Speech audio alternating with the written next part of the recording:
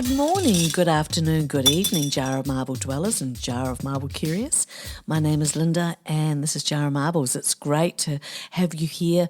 I hope that all is well in thy world. This week I wanted to talk a little bit about breaking the mould, women's struggle for rights and freedom in the 1950s and, the journey of women's rights and marriage, etc., the enigmatic puzzle of our parents' generation and how it shaped our own journey as trailblazing women. Many couldn't fathom how their mindset affected us. Back then, getting engaged at 18 seemed like the norm, and some girls so excited about it, like it was all there was on the horizon. The rebellious ones, with hearts full of curiosity and minds brimming with possibilities, charted their own course. As we forged ahead, breaking barriers and pushing boundaries, we stumbled upon new paths that were often misunderstood. We challenged societal norms, questioned traditions, and fought for our rights as women. And, of course, it's still going on all over the world in various levels and in various ways. It's a huge subject, just an enormous subject right there. When I was young, wide-eyed lass of 18, I couldn't fathom the idea of planning an engagement. I had other dreams and aspirations that didn't involve the traditional trajectory of marriage, but as fate would have it, I found myself tying the knot at the tender age of 21. I know. Looking back, I was way too young. You were very young. I know, ridiculously young. I tried to escape by saying I needed to go back home to see my friends, and I was planning on never coming back. He talked me out of it, and I didn't do it. I stayed and I got married. Ugh. But, the times have changed. Today, as we reflect on those years, we see how far we've come. We've pushed the envelope. We've shattered this so-called glass ceiling. I'm rolling my eyes as I say that, believe you me, and made strides in gender equality. Geez, that sounds good, doesn't it? But it's just not enough strides for me. I prefer the company of women. I hear you, Bob. Now, in saying that, it is still a sausage factory out there, isn't it? Inept men running major corporations poorly, and it's still acceptable. My daughter, because she doesn't have a sausage, can be asked to take notes in meetings simply because she is female, and yet she is an associative director in her field, and the men who are in the same role and responsibilities, probably being paid more, are never asked. Power to the sausage. Oh! Well, you've got that right, Bob. So let me clear. Yes, we have made strides and are making strides, but there is still this vast divide where it's putrid and companies are run badly and the ding-dongs who do not know their face from their ass are making the decisions. Should not be allowed out of a paper bag, or maybe just on Tuesdays. Or if they look, you know what, stay in the bag. And they are paid ridiculous amounts of money, and if you do not have a sausage, you get paid less. It's more than insulting and plain unethical. So making strides, still ways to go. We are all watching. Nobody's fooled or impressed. Hashtag equality hurts no one. We've challenged the notion that marriage is the ultimate goal for women and proved that we can pursue our own paths on our own terms. To the ex who said he hopes I never will be happy. Sucked in. That's right. We've rewritten the script of societal expectations and paved the way for future generations of women to embrace their individuality, pursue their passions and make informed choices about their lives. We've shown that there is no one-size-fits-all, approach to life, and that it's okay to deviate from the norm and forge our own unique paths. So here's to the women who dared to dream differently, who challenged the status quo and who blazed a new trail for future generations. We may have been misunderstood, but we carved our own destiny. We may have been considered unconventional, but we forged ahead with our heads held high. As we look back at our journey, we can proudly say that, we've made progress and we continue to strive for a world where women are empowered, respected and celebrated for their individuality. Like I say this and I could very nearly go to sleep. I have 3 daughters and I see the absolute BS that they have gone through simply because they're female. So when we're going smashing glass ceilings, it's like, whatever. So let's raise a glass to the women who have fought for our rights. Yes. And let's keep blazing those trails for a brighter, more inclusive future. It's just like, I know that I'm one of many, many women out there. We're beyond annoyed. We're beyond pissed off. We're beyond bored with the whole, yeah, we're breaking glass ceilings. That's right, Bob. Cheers to the young rebellious souls who dare to challenge the norms and to the wisdom that comes with this insight. Or with hindsight, I should say, really. After all, it's never too late to start a new course and make a difference in this world, no matter where life's twists and turns may lead us. Here's to embracing the unconventional, owning our choices, and celebrating the journey of womanhood with all its quirks and complexities. God, you wouldn't want to be anything but a woman, would you? Gosh, no. Onward, fellow trailblazers. Women who are 60 years and older often come from parents who endured the hardships of war, which had a profound impact on their beliefs and outlooks. These women grew up witnessing the struggles and the sacrifices of their parents who fought for freedom, equality and dignity. The experiences of war shaped their worldview and instilled in them a sense of resilience and strength and independence. And as a result, they are not willing to sit down and take any patriarchal nonsense. They have learned from their parents' struggles and are determined to challenge gender norms, fight against discrimination, and demand equality for themselves and future generations, including their daughters.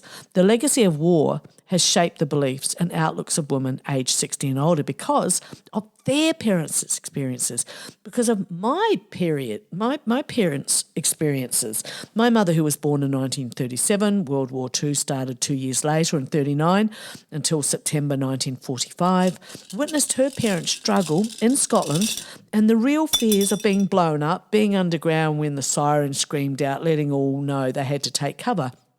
Now, it happened over a period of 8 months between September 1940 and May 1941. Scotland was bombed over 500 times and 2,500 people were killed. Why was Scotland bombed? The German Air Force dropped bombs to damage and destroy industrial areas, mines, factories, shipyards. My grandfather lost an eye in the mines. He used to keep his eye on his bank book in his top drawer when it wasn't in his head. He believed his glass eye protected his money. For those who don't know what a bank book is, it's equivalent to a savings card, but the book that was used, it was all manually written in and stamped, for each transaction. And they were often hungry, and most of us do not know what that is like.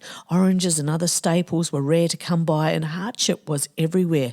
Animal products such as cheese, bacon, ham, meat and fats, as well as sugar, also remained scarce. It took until mid-1954 before rationing finally ended. And in the post-World War II era, as the world was rebuilding itself from the ravages of war, women in many countries found themselves still grappling with limited rights, lack of freedom and societal expectations that confined them to traditional gender roles.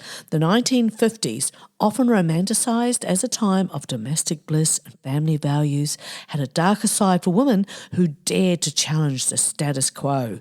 In the 1950s, women's rights were far from being on par with those of men. Women had gained the right to vote in many countries, but their roles were still largely confined to the home. The expectation for women was to marry, have children, and take care of the household, while men were expected to be the breadwinners. So when I was a young woman, I was still on the tail end of getting married, kids, as being the next obvious step. And aside that, the only step, wasn't it? Many of us were presented with choices until it was too late. Too late could be 20 plus years later when you learn the concept that you can make a choice. This is a very real thing. Many of us didn't know there was such a thing as having a choice. Sounds hard to swallow now in the very modern and perky 2023, but it wasn't as clear-cut for us 40 years ago and some. Women who deviated from the societal norm faced discrimination and ostracism. Many women felt the pressure to conform to these traditional gender roles as societal expectations were deeply ingrained in the cultural fabric of the time. And women who remained unmarried were often stigmatised, labelled as left on the shelf or old maids. God, sounds pretty damn good to me. And were often seen as unsuccessful or incomplete. No doubt from the man, but then a lot of women support these sort of stupid thoughts too. But anyway, don't get me started. Left on the shelf. I remember that saying, and there was a wealth of belief in that. You did not want to be left on a shelf. You were basically of no value unless you got married. Then there was the saying, you made the bed, you lie in it. You mean that since they have chosen to do a particular thing, they must now accept the unpleasant results of their action. Basically, put up with it no matter how terrible it was, because back then domestic violence wasn't a crime. It was the woman's fault always. Scary thing, it wasn't so long ago, and it's a gigantic problem now. The pressure to marry and have children was immense, and women who did not comply were often deemed as failures or outsiders in their communities. However, for some women, the lack of options and opportunities beyond marriage and motherhood led to frustration, discontent, and even mental health issues. Of course it would. My God, it makes so much sense. Women who aspired to pursue careers, education, or independent lives faced significant challenges. The concept of women having their own ambitions and desires outside of their roles as wives and mothers was often met with resistance and disapproval. As a result, some women experienced feelings of entrapment and hopelessness. Many felt unfulfilled, denied the chance to pursue their passions, their talents and aspirations. This frustration could lead to a sense of despair and helplessness. I mean, wouldn't it though, just thinking on it? And some women went through periods of depression, anxiety, or even going mad as a result of the societal pressures they faced. Women were also admitted to private asylums on slender evidence, notably those who contravened expectations concerning their modesty, conduct, duties, or behaviour, or those who would not bend to their husband's will, even when husbands were themselves making extraordinary demands that could be deemed crazy. They could be admitted if they didn't smile enough, have enough sex with their husbands, for not being interested in politics or masturbating. Looking back, I can see how so much was taken from our mothers, and they couldn't see it, or if they did, they hid it, and you can see why. They had to submit, otherwise the punishments were too harsh. I had a look at some of the voting rights for women in different countries. Australia was 1902. Our Indigenous sisters had to wait until 1962. Yeah, nothing to be proud of there for our Indigenous women. Male, pale and stale behind all that rubbish, I'd imagine. The Representation of the People Act 1918 saw British women over 30 gain the vote. Dutch women won the vote in 1919 and American women on August 26, 1920, with the passage of the 19th Amendment. The Voting Rights Act of 1965 secured voting rights for racial minorities. 1913, local and national activism resulted in Alaskans gaining the right to vote regardless of their gender. Isn't that interesting? Regardless of gender. Like, it's, they were so ahead of the times. It was 1913. Oh my goodness. And it shouldn't be ahead of the times. It's just ridiculous. Anyway, gets my blood boiling. It really does. Pulled out of my rimple. But anyway, moving on. In 1909, the Women's Union for the Right to Vote was established, but still men did not want to approve it because they were afraid that women would not advocate for the same goals as them, so they were denied the right to vote, and it wasn't until 1946 that women were given the right to vote. On 19th September 1893, the Governor, Lord Glasgow, signed a new Electoral Act into law. As a result of this landmark legislation, New Zealand became the first self-governing country in the world in which women had the right to vote in parliamentary elections. While New Zealand were the first, however, women were barred from standing for election until 1919. There's always something, isn't there? It's always something. Don't you just love the wording, women earned the right to vote in 1902 or whatever? It's so bogus. We earned the right. Gee, thanks. So when myself, my 60-plus-year-old sisters are saying, out of my way, I'm doing what I choose to do, what I want to, because I can, not up to anyone else, simply because I can. This history, my mother's history, my grandmother's history, what a woman. She was a musician and nobody mucked around with my grandmother. Kind and fearless, cigarette in one hand and a whiskey in the other as she belted out a song. She was in a band when she was 75. She'd go to sing to the old people, as she'd say. She just didn't consider herself old.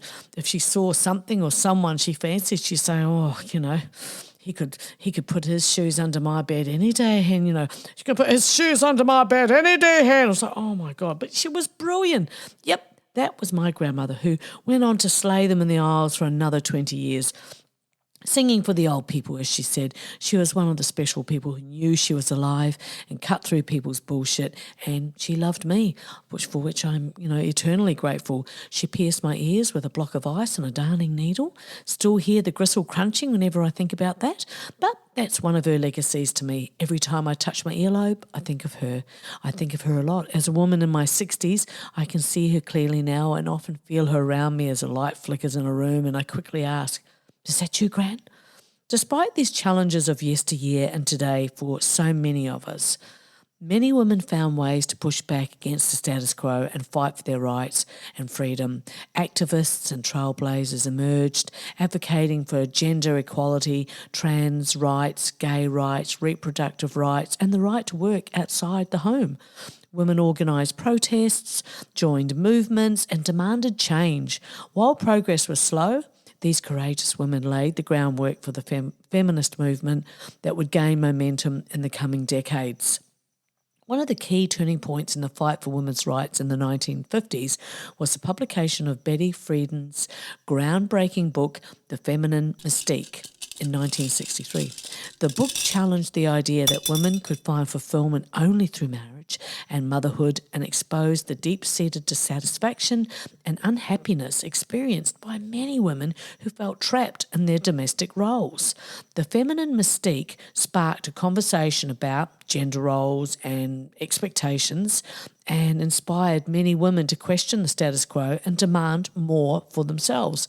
It spoke of dissatisfaction, I was going to say dissatisfaction. Same thing really, isn't it? Among women in mainstream American society in the post-World War II period. The phrase feminine mystique was coined by Friedan to describe the assumptions that women would be fulfilled from their housework, marriage, sexual lives and children. The prevailing belief was that women who were truly feminine should not want to work, get an education or have political opinions. In addition to the societal pressure to conform to traditional gender roles, women also face systemic discrimination in the workplace. Women were often paid less, how unusual, than men for doing the same job, and were denied opportunities for career advancement. It was common for women to be expected to quit their jobs once they got married or became pregnant. I remember those days, further limiting their economic independence and opportunities for self-fulfillment. However, despite these changes, many women persisted and found ways to assert their independence and pursue their dreams.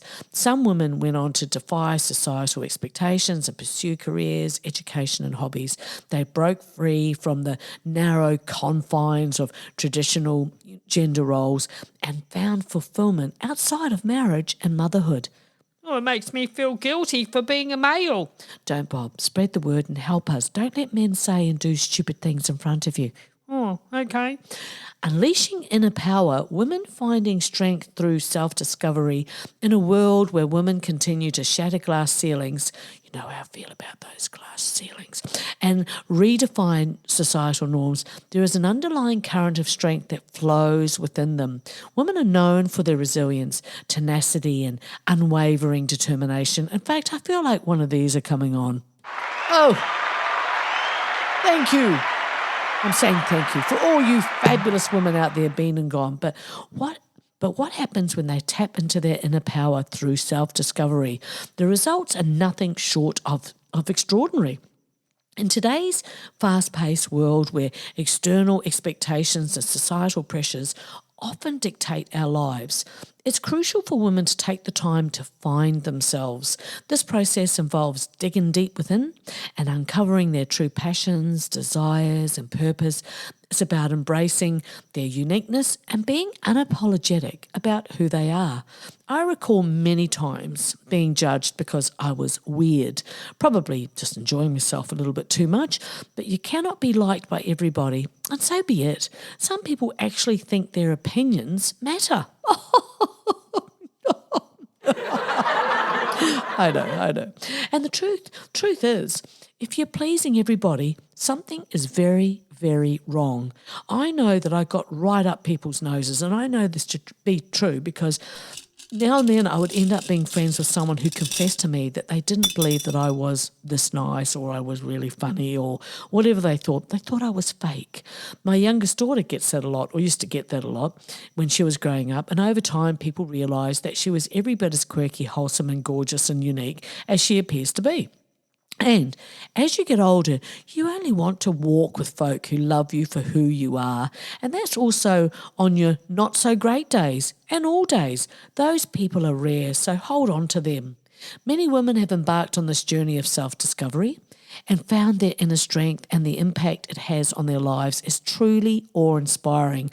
Let's take a look at some of these remarkable stories of women who have found their strength through finding themselves. I was talking to a woman who, quite happy for me to say, her name's Sarah. She's a young professional who, was climbing the corporate ladder but was really feeling unfulfilled. She realised that her true passion was in helping others, and so she made the bold move to switch careers and become a social worker. And today, Sarah is making a difference in the lives of countless individuals and families, and she's never been happier. Through self-discovery, Sarah found her inner strength and is now living a purpose-driven life. And then there's Maya, a mother of two, who always put her family's needs before her own, but she realised that taking care of herself was just as important. She started prioritising self-care, pursuing her hobbies and setting boundaries. As a result, she found renewed energy and joy, and her relationships with her family flourished. Maya's journey of self-discovery helped her understand that her well-being matters too, and she is now a really great role model, for her children. These are just a few or a couple of examples of how self-discovery has empowered women to find their inner strength and transform their lives. It's a reminder that today, in a world that often tries to diminish the power of women, finding oneself is just as important and clear. The journey of self-discovery may not always be easy. There may be obstacles to overcome, doubts to conquer, and fears to face. I mean, really, what's new? But the end result is worth it. It's a journey that leads to self-empowerment, self-confidence, and self-fulfillment. It is so true.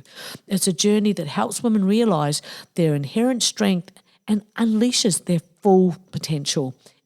Women finding their strength through self-discovery is just as important and clear today as ever. It's a powerful reminder that women are capable of extraordinary things when they tap into their inner power. So here's to all those women who have embarked on this journey and continue to inspire others with their unwavering strength. Keep shining, keep empowering, and just keep being true to yourselves. And that's the end of another podcast, Marble Dwellers. I hope that you've enjoyed it. I hope that you feel as passionate as I do.